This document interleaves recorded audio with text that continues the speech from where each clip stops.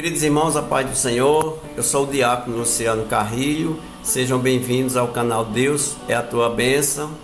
Não se esqueça, meus irmãos, de compartilhar, ativar sininho e se inscrever no nosso canal Deus é a Tua Bênção. Leitura diária: a Igreja de Cristo, chamada para ser sal da terra e luz do mundo. Mateus capítulo 5, verso 13 ao verso 14. Queridos irmãos, queridas irmãs, jovens, Jesus em Mateus 5, 13 ao verso 14, ele disse: vós sois o sal da terra, mas se o sal se tornar insípido, com que se há de restaurar-lhes o sabor? Para nada mais presta senão para, lançado fora, ser pisado pelos homens. Vós sois a luz do mundo. Não se pode esconder uma cidade edificada sobre um monte.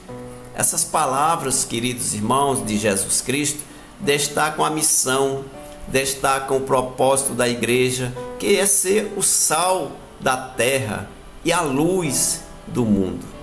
O sal preserva, dá sabor, purifica, enquanto a luz dissipa as trevas e guia.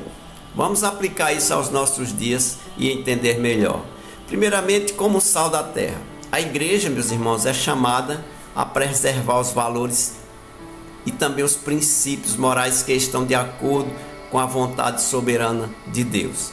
Em um mundo, meus irmãos, cada vez mais corrupto e moralmente decadente, a igreja deve ser um ponto de referência para a verdade, integridade e também um exemplo de santidade. Devemos ser defensores, meus irmãos, da justiça, da compaixão e do amor que é empregado ao nosso próximo. Em segundo lugar, o sal como luz do mundo. A igreja, ela deve brilhar nas trevas. Em segundo lugar, como luz do mundo, a igreja deve brilhar nas trevas espirituais e morais que nos cercam. Isso significa, meus irmãos, que devemos proclamar o Evangelho de Jesus, que é a luz que ilumina o caminho da salvação e também da vida eterna. Devemos compartilhar essa mensagem de esperança, de perdão, de reconciliação, que só pode ser encontrada em Cristo. Além disso, meus irmãos, a igreja não deve se esconder. Assim como a cidade no topo de uma colina é visível de longe, a nossa fé e ação cristã devem ser visíveis, devem ser impactantes em nossa comunidade e no mundo. Isso envolve não apenas, meus irmãos, palavras, mas ações que demonstram o amor de Cristo na vida de cada crente. Em Filipenses 2, verso 15, Paulo escreve: para que vos torneis irrepreensíveis e sinceros, filhos de Deus, inculpáveis no mundo de uma geração corrompida e perversa, entre a qual resplandeceis como luminares no mundo. Esta passagem, meus irmãos, ela reforça o chamado da igreja para o quê? Para brilhar como luminares no meio de uma geração corrupta. Hoje, queridos irmãos, a igreja, ela enfrenta desafios únicos, como a secularização, que vem cada vez mais crescendo, e a diversidade de crenças, várias crenças religiosas pelo mundo afora.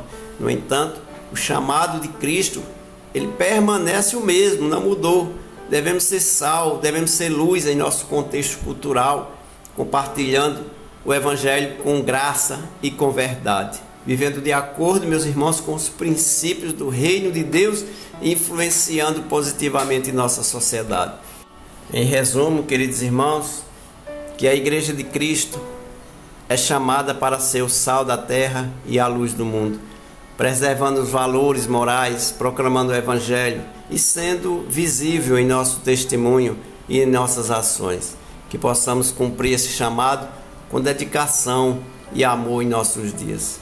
Que a Igreja continue a refletir a luz de Cristo, trazendo esperança, trazendo transformação para um mundo que precisa desesperadamente de amor, que precisa de verdade de Deus, Que a igreja continue a refletir a luz de Cristo, trazendo esperança e transformação para o mundo que precisa desesperadamente do amor e da verdade de Deus. Que Deus em Cristo os abençoe. Amém.